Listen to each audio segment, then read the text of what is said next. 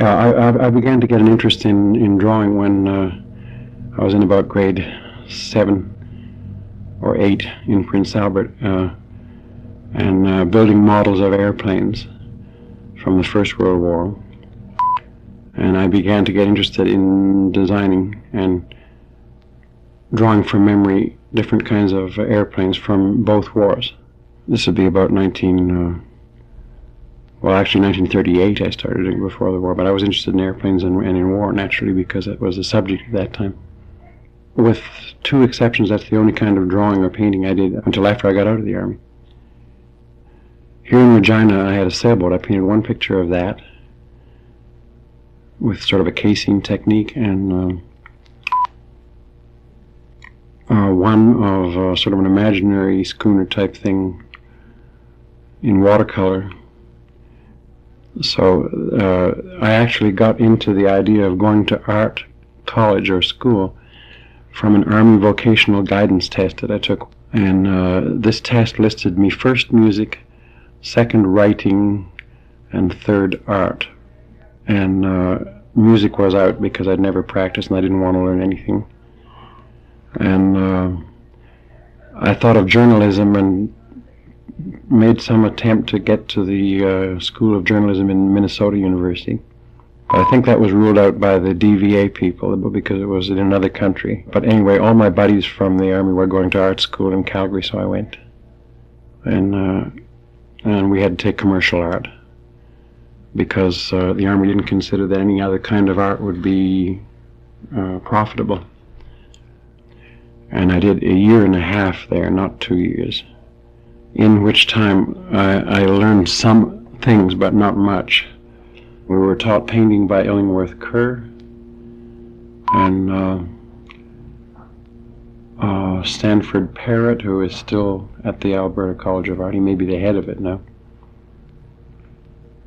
And I couldn't say that we really had a broad introduction. It was a very narrow sort of parochial approach, except for J.W.G. MacDonald. And he was so theoretical that all we could do was write down what he said, and if we were lucky enough to keep the notebook, maybe 5 years later we'd understand it. I had no idea of anything about painting except I'd seen some of the paintings of the Group of Seven, or seen reproductions of them. And I had quite an attachment to landscape and nature ever since I was a little kid, so I started painting those too, in one way or another. I couldn't really be considered to have been painting anything except 1 or 2 pictures until I was 20. I came to Regina after going to Europe. In 1949, I was by that time married in second year of art school. My wife and I decided to go to Europe. And I went to the Académie de la Grande Chaumière in Paris. I went there for about 4 to 5 months and didn't find anything that I'd learned useful enough to use in that atmosphere.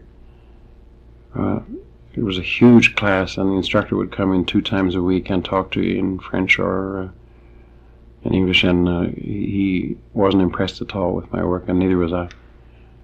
And I'd never learned how to do figure drawing, never learned anatomy, and so really we were at quite a loss. And then I went to the studio of a teacher in the Academy of Chaumière called McKay. I went to his studio 2 or 3 times, and he found my work pretty hopeless. And then we bought another motorcycle with some more of the small inheritance that we got from Canada. And I passed out starting it one morning, and so they found out that I had big shadows on my lungs.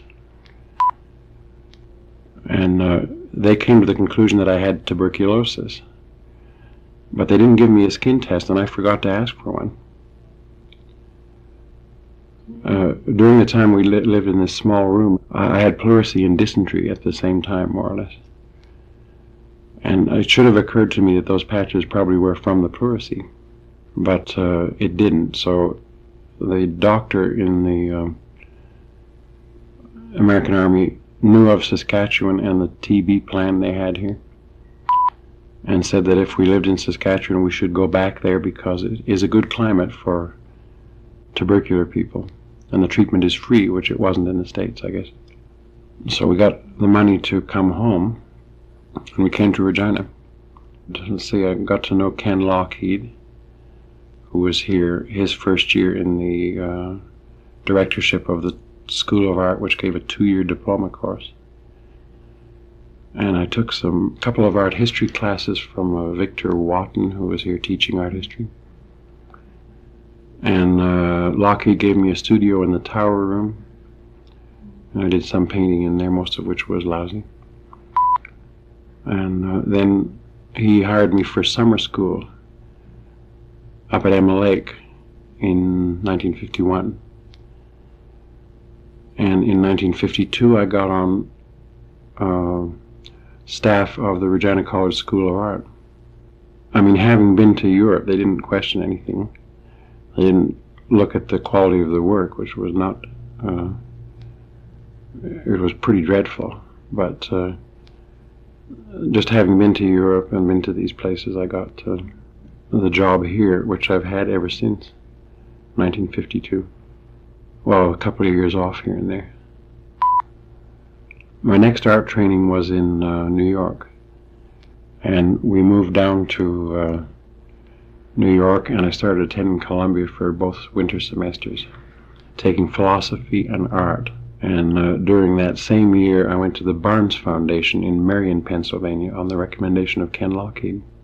The Barnes Foundation is the place where I actually learned to see, and it was set up to teach people how to see and teach them that seeing is not something that they're born with. They're conditioned so early into seeing things functionally. Like, they look at a chair and they say, oh, there's a chair. And you could have one kind of chair or a dozen kind of chairs, and they'd say they were all chairs. They don't differentiate between the appearance of things and their function, you see. In 1955, we had started the Emma Lake Summer Workshop with Jack Shadbolt as the first instructor. And that was very inspiring to me, too, because Jack had studied with Hans Hofmann, I think, in New York. And he knew how to talk physically about a painting, not sentimentality or anything else, but how to talk about the elements of painting from a physical point of view. And he gave me some encouragement with a couple of small watercolor sketches that I'd done up there. And I had the miraculous experience of seeing how a thing comes together as I'm painting it, which is a nice thing to see. And then New York, and then back here. So that's all the formal training I had. Well, the Regina 5 thing arose out of what Bloor organized, the May Show. Richard Simmons had been director here of the gallery, and he had moved to Ottawa to be director of the Western Arts Circuit or something. And Bloor put up the May Show at the time when the National Museums Association had a meeting here. It was a very strategic move. And they were impressed, and Richard Simmons was impressed. So the National Gallery invited the 5 of us to go down for an exhibition in Ottawa. And the exhibition in Ottawa was based on the May Show here in the Norm Mackenzie that Bloor had organized. Well, that was the first time that anybody outside of Regina had heard of it. It was Lockheed was known nationally, but the rest of us had never been heard of. Well, I worked in watercolor successfully in between 57 or 58 and 61, and I'd used oil paints up until that time, and watercolors, and drawing, rapidograph pen, ink, line drawing, pencil, not much. Charcoal, I hated. And because I attach it to the most academic type of procedures, like drawing casts or figures until they look like a photograph. Then I got into the stove enamel and flat white paint, anywhere from Chemtone, super Chemtone to oil-based flat whites as the ground on masonite on which to build up the image and then glaze over with stove enamel or other kinds of enamels. And that's what I've been doing mostly since then, using commercial products. It's very hard to calculate how long a particular painting will take, because I have to put on a layer and then leave it to dry overnight. My plans are all contingent on what happens every day. If I get time to do something, I'll do it, and if I don't get time, I won't. And the painting is usually in the background rather than the foreground, because I'm, as resident artist here, I've got to talk to people. I can't just sit in here and do that, you know. Yeah, I always like to figure out an economy of means. I don't mean only from the point of view of money, I mean from the way the paint is used too, so it doesn't overstate itself. I don't want to get involved in complicated techniques if I can say something simpler. And that's always been my tendency. When I was imitating people that did have complicated techniques, including Ken Lockheed when I first came here, it wasn't really my own idea, but of course, art doesn't develop by single people. It's a chain reaction. One style to another and one person to another. It changes the style gradually. The way I see these things is that they have a simplicity that is contemporary and a complexity that relates far back into other traditions, much earlier than ourselves, because those are old. Those shapes of things are old symbols. Like a mandala is about as old as you can get, and those Ouroboros sort of snake that eats itself things, those bands that go around, is even older than a mandala, I suppose. So I can use ancient symbols with new clothes, so to speak, and they're more related to mysticism and contemplation, which is not in vogue right now. I don't care whether it's in vogue or not.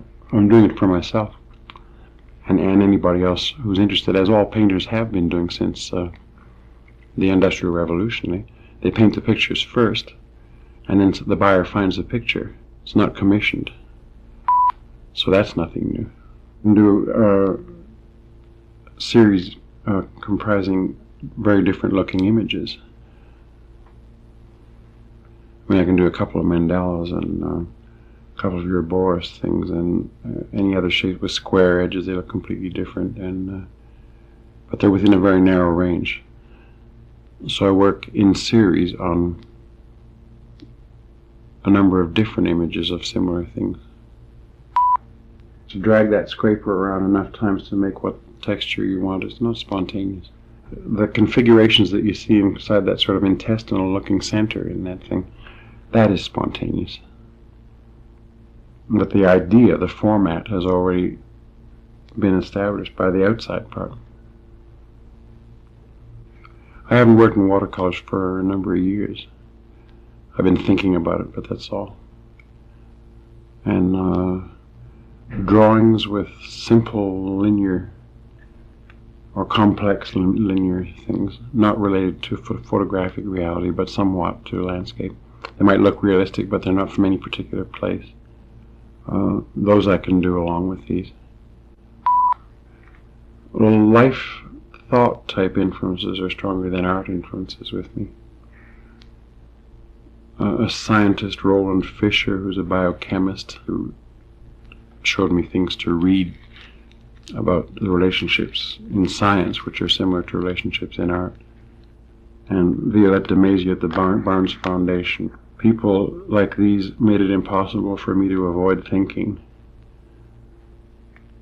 Violette de Maisy at the Barnes Foundation was a fantastic influence just because she was at the Barnes Foundation.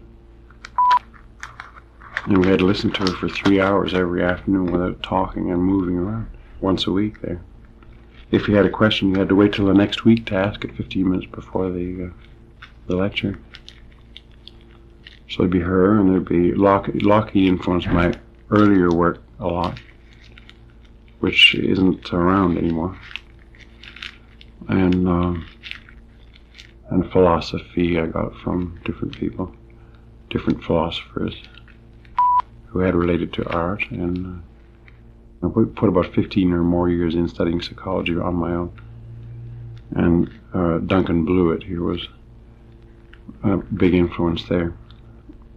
Clement Greenberg, the American critic, was quite an influence, but Barnett Newman was the single largest influence, not of his work, but of his attitude. A real hard-nosed, professional, big-time artist. You know, the studio is a sacred place, and you don't let anybody in, which I don't do that, but he was such a strong character that just seeing somebody who could take a stance like that. In my family, politics has been a fantastic influence. Political with a small p and a large P things. Well, most people seem to like it. That was something that made me very suspicious for a long time, because I thought if they like it, it can't be any good. But now I have a different attitude. I think that if you could just get the cobwebs out of the average person's head, then sentimentality and nonsense, you know, and once they realize that art is not an entertainment, that it has something in it besides that, I think some of them would make just as good value judgments as some of the people who work in art.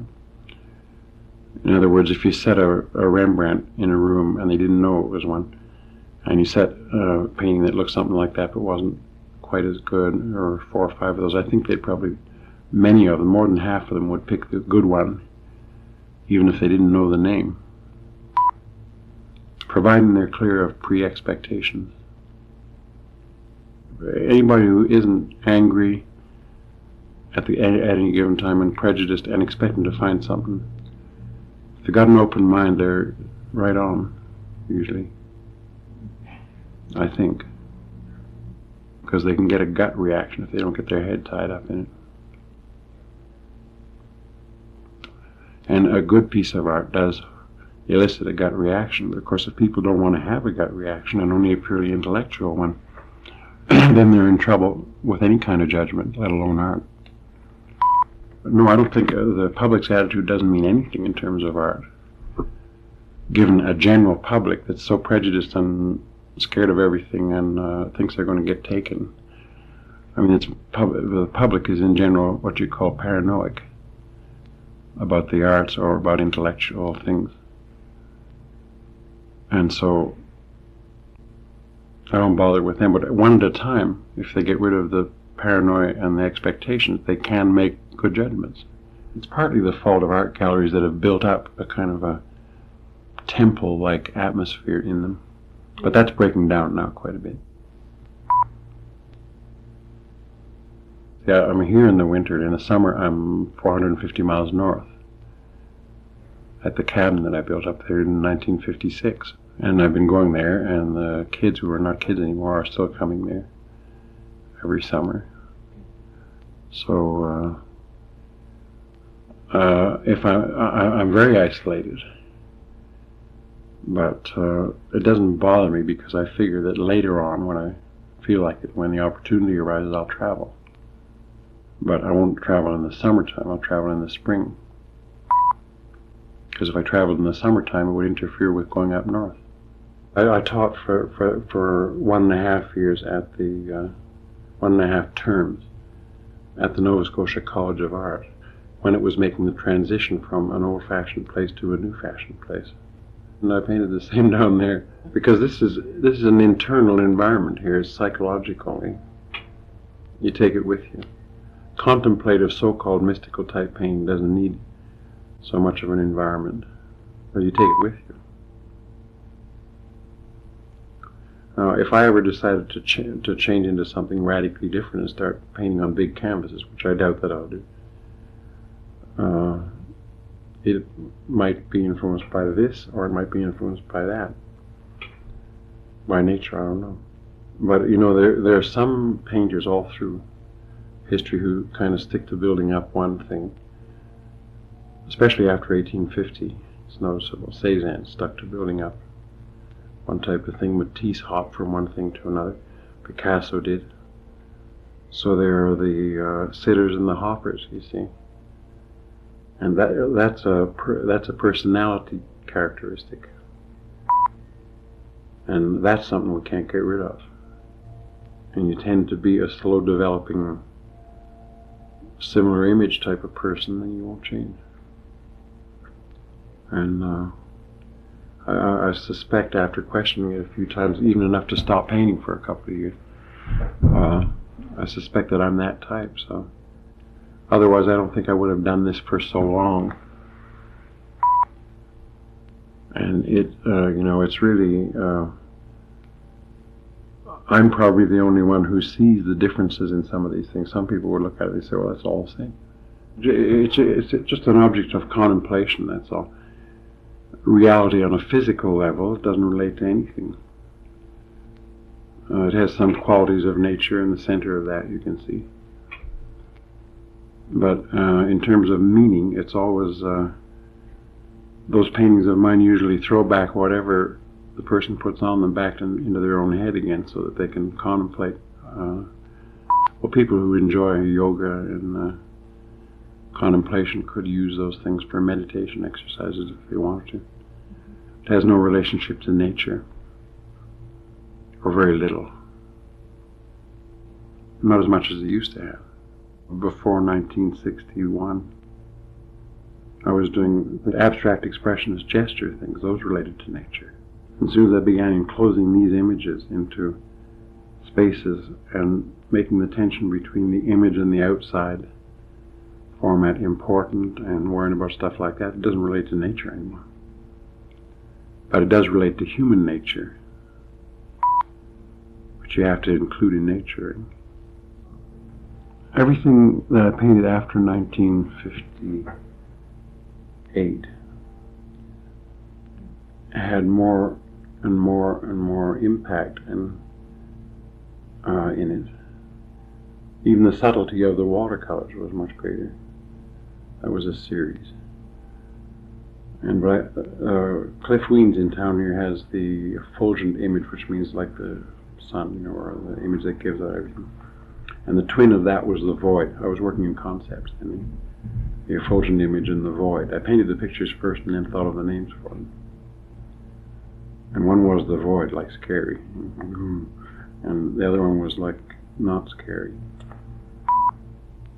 And those two are the first two circles I painted. And they're more powerful than most of the others that I've done.